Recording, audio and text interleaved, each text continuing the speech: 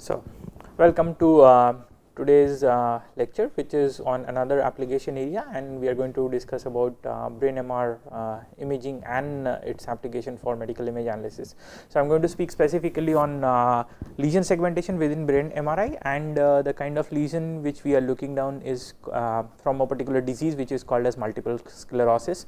So, I will come down to what is the disease pathology, just a basic introduction onto the pathology, and then due to that pathology what can be the problem caused by that particular disease, and then eventually I would be discussing about on images, on MR images, how it is visualized and what is the visual appearance model, and not just only in one of them, but we will be taking down 4 different kind of structural MR images.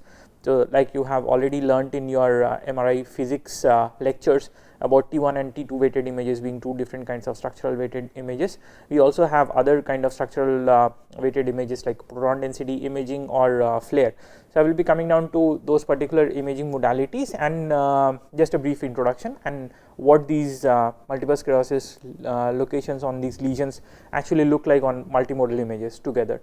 So, and there would be one fun aspect about this particular problem, because here we have a lesion which is again non-stationary in nature. So, it would mean that there will be a lesion if you on the day of probing, and wherever you see the lesion, if after a week or so you are again probing, you would be seeing a lesion in a different spot.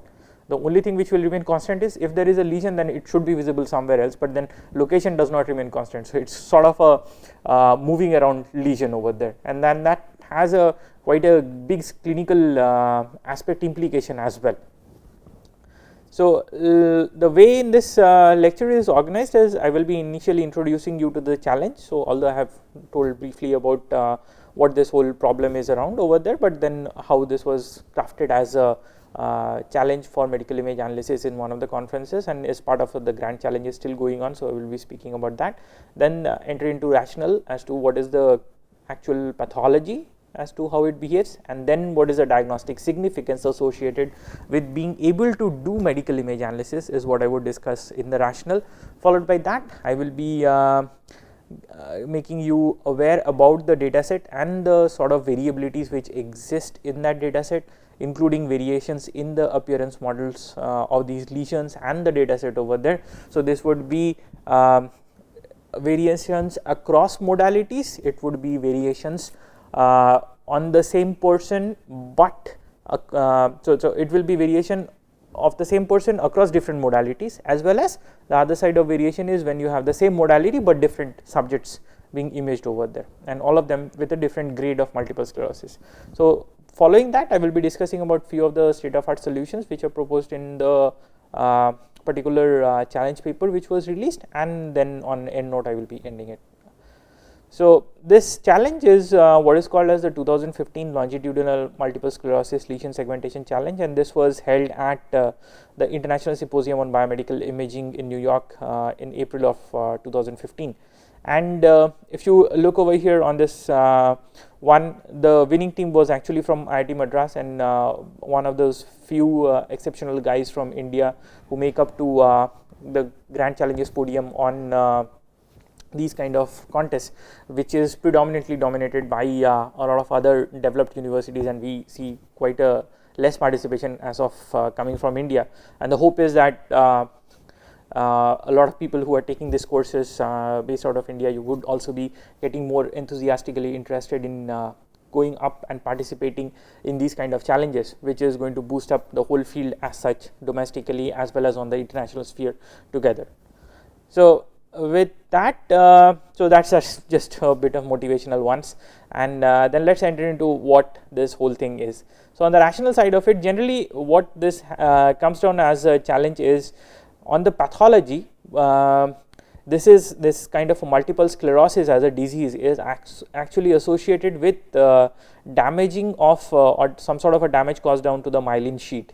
Now, if you look at a neuron of your body, so your brains, and then your main communication pathway within your spinal cord, then your sensory conducting pathways from the skin to the brain, and then from your eyes to the brain, and then back from the brain onto your vocal cords, which are going to make you vocally excited to speak, or say your eyelids blinking.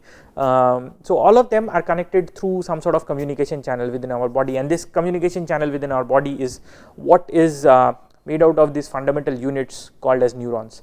Now these neurons have some axons, dendrons, and in between over here beside one another.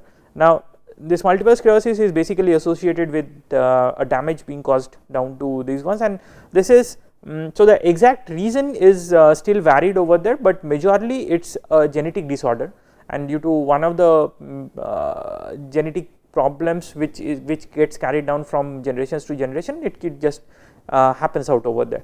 Now on the image side, what happens is, so when somebody has a multiple sclerosis, generally they start exhibiting a lot of fatigue and continuous fatigue. Then there would be breathlessness when you are trying to do some work, and you will have consistent loss of appetite and these kind of problems. So, but don't just get worried about whatever I am telling. A lot of us exhibit experience that, but that does not necessarily mean that we have multiple sclerosis. So there has to be a conclusive diagnosis for that, and the best way of diagnosing is we actually get down brain MR scans done down. And so this one is what you see over here is a T1 weighted MR, because your ventricles are appearing black, so it's obviously going to be a T1 weighted MR.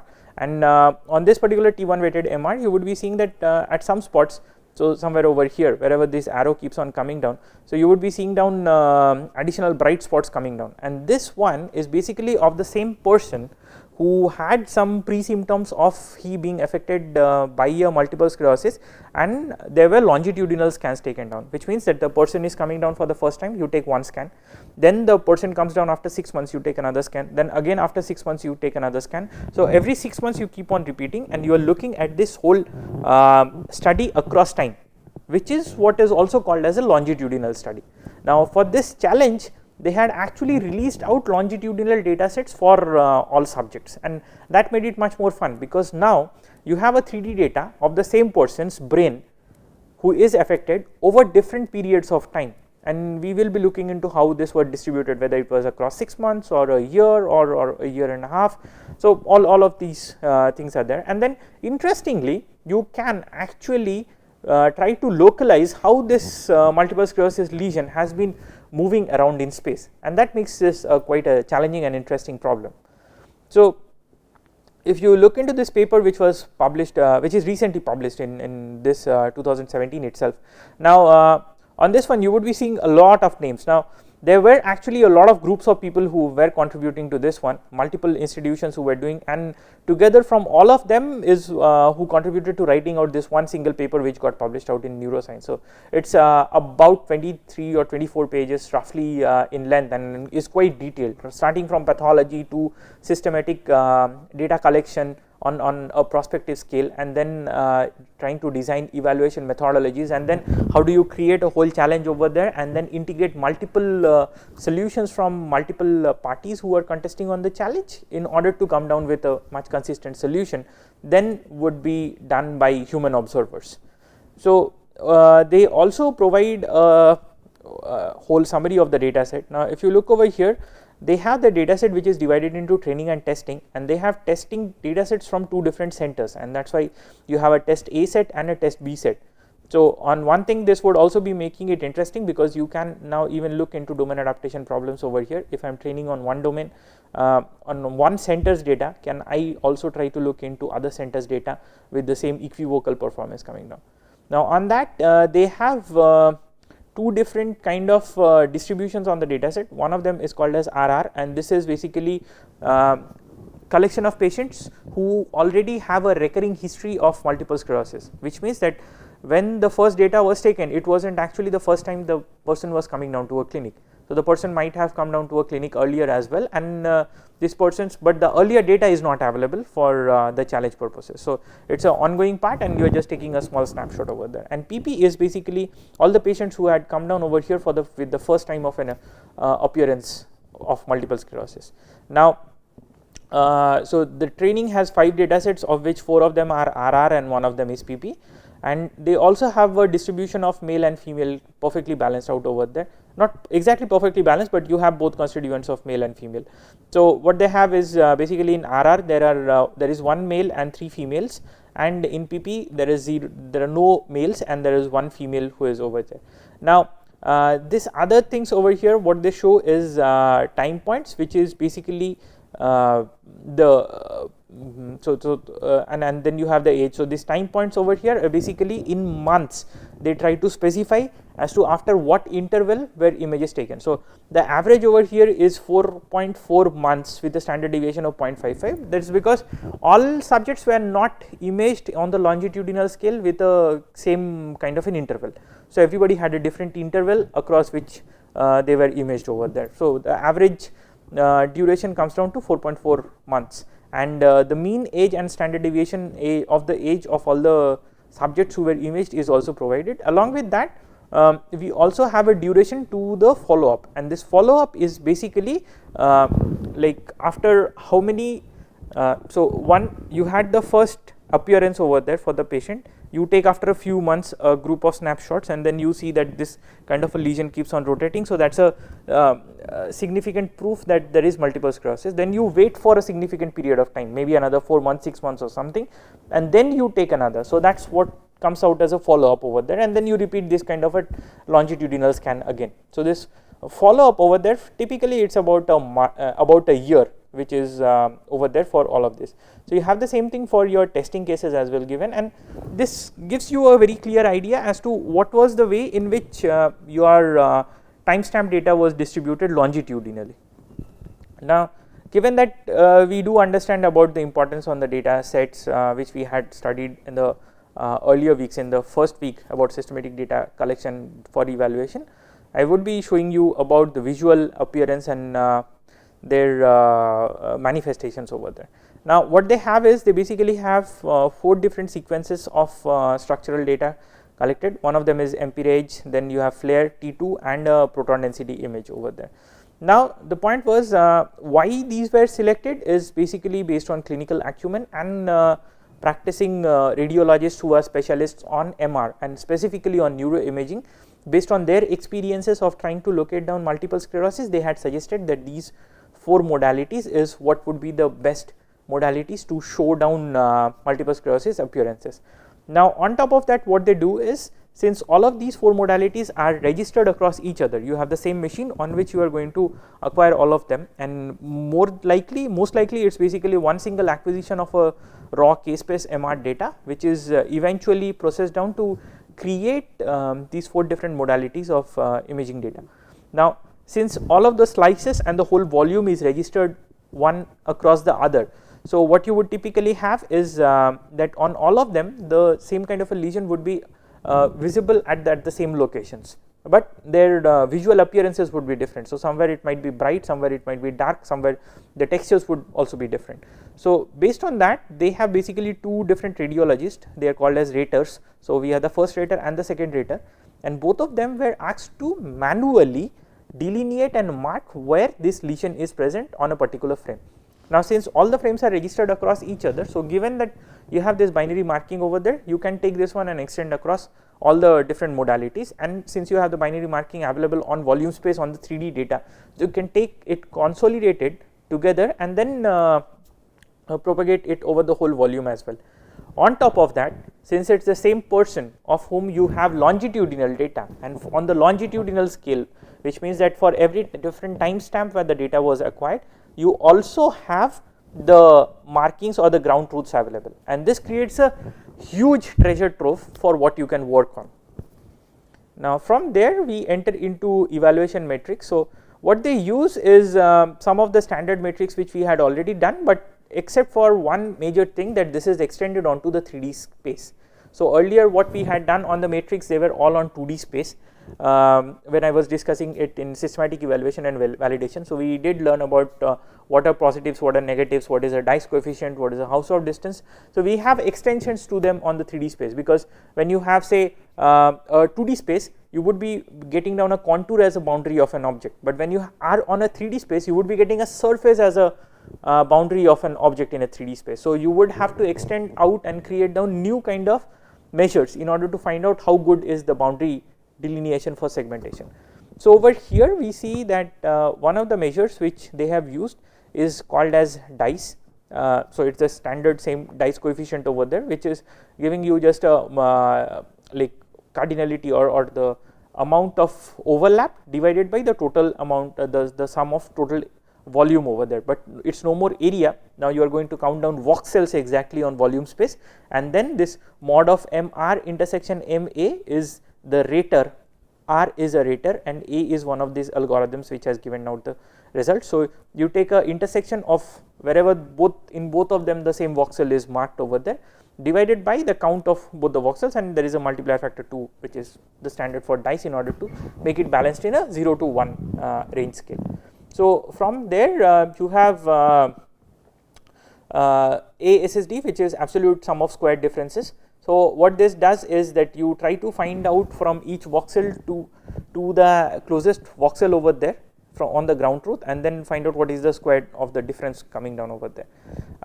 So next we go down into positive predictive value and true positive rates, and all of them will now be on the 3D case. So instead of pixels, you will now be looking at voxels and comparing it with ground truth. On top of that, there are two interesting measures which are introduced over there, and one of them is called as lesion false positive rate, LFPR, okay, and the lesion true positive rate. What means over here is, typically you would see that the lesion occupies a much smaller area as compared to the whole volume over there. Now if I am trying to look at accuracies all of them, then I have a class imbalance problem. So majority of my classes is just background tissue and a minority is just my lesion over there. Now I want to be very accurate about how good I am segmenting the lesion. If say I am not segmenting even any lesion, still my accuracies would not be figuring out a major difference, because majority of my background is something which is devoid of my lesion. And for that reason, what they decided to do is, they decided some figures which are very specific to lesions itself. So they are not concerned about what happens to the background, but are very much concerned about whether the lesion got properly segmented or it was under segmented, over segmented. So these are the lesion specific false positive rate and the lesion specific true positive rate. On top of that, there is another one which is called as the absolute volume difference, and this is for the first time when they make use of a volumetric concept over here. So earlier when you had looked into concepts of area, then you had absolute sum of area differences coming down, and over here now it will be counting down voxels. So they end up having this as an absolute volume difference between the predictions. Now based on all of this, the first thing which would obviously come down to our mind as to what will be the benchmarks if we are trying to do a computer assisted diagnosis over there, because the main goal of computer assisted diagnosis is that it has to be much more consistent than human observers are or human raters are when trying to annotate and detect out the same lesions. So for that they had run a basic evaluation study which was called as the human rated diversity study. So in this human rated diversity study, they have taken down the same kind of matrix over there as we had done in the earlier case, and what they do is they do a repetitive test for all of these PPV and TPR, where you need a reference and the other one you are comparing. So once they take R1 as the reference, the first rater as the reference, saying that rater 1 gives the ground truth and rater 2 is who is being tested against rater 1. In the second case, what they do is, the rater 2 is who gives the ground truth and rater 1 is being tested against them. Now since each of these measures, they are not symmetric metrics over there, so that would mean that if I am changing R1 with R2, then the value changes, and that is what you observe typically over here. Now you would see that when R1 is the reference and R2 is giving out some results, then you would see that the scores are much higher as compared to others for PPV, whereas for TPR you would see the inverse trend over there. Now from this one it does come down that R1 and R2 are biased towards two different conditions. They are not biased towards the same kind of a condition. Either they are overemphasizing with respect to the other or underemphasizing with respect to the other, and that is the major problem which will come down when always trying to do it with human raters. Now in order to get rid of that is when machines are brought into play. So we have a comparison of all the methods which were over here. So now the slides, it would be really hard to look over here, but the details are there on the paper and on the slides which will be presented. You can just have a look through them. Now there were multiple teams over there and each team was given down a name, and specifically I would draw down that all of these teams had different kind of contributions. So that included texture analysis to voxel morphometry, from there going down to use of commercial softwares like FreeSurfer, then convolutional neural networks on 2D, on 2.5 dimension, to 3D, fully 3D convolutional neural networks, and all of them were being used in order to segment out these lesions in a in the best possible way over there. And together what they come down is quite a good performance. So what we have over here is a study about the lesion load, and this is about consensus on the delineation volume versus the segmentation volume. So what this curve basically lays down over here is that if the delineation volume and the segmentation volume is equivocally given down over there, then you would be getting down an isotropic line over there at 45 degrees, whereas for others based on taking a ground truth and the other one being compared as to with respect to that how much do I have a difference coming down. So this was just a fanciful illustration of that one, given that you have just soft probabilities and then you make hard thresholds and then you are going to find out over there. Now from there when we enter into some actual numbers, because this was just a fanciful way of showing whether everybody has a linear nature of performance or there are a lot of non-linearities, but when you come down to performance, the figures actually have quite a conflicting results, because some of them might have a very good positive predictive rate, some of them might have a very good negative predictive rate, but then how do you combine all of them? Now the catch over here is they had designed a weighted scheme for ranking, and the ranking weighted scheme was that methods will have to be consistently performing. The method which has the best consistency performer, that is the one which wins over there. So by that what they had done is they had taken down all the team performances over there, and then based on a particular score they had ranked out all the teams. Okay, so each team now has a rank, and then you can take a summation of all the ranks. Now a consistent performer, so maybe a consistent performer is always getting a consistent rank of 3 or 4, but that method never gets a consistent rank of 1. Other methods may sometimes get a rank of 1, but most of the cases it might get a higher rank.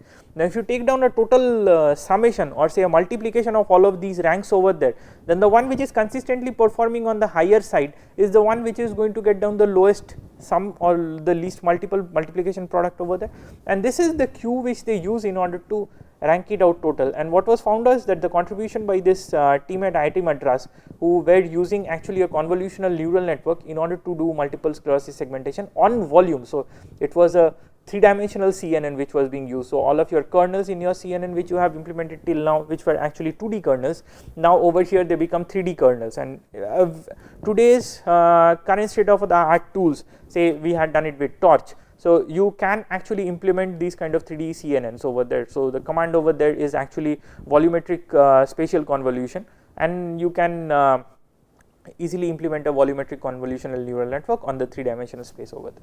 So I would definitely encourage you to go through more details about on this paper for all the other methods, and don't just restrict yourself to believing that only CNNs can work over there, because there are performances by random forest based approaches and by classical approaches which also make use of textures and followed down with support vector machines, and they are quite well along in line and sometimes even outperform for certain kind of lesions these CNN based methods.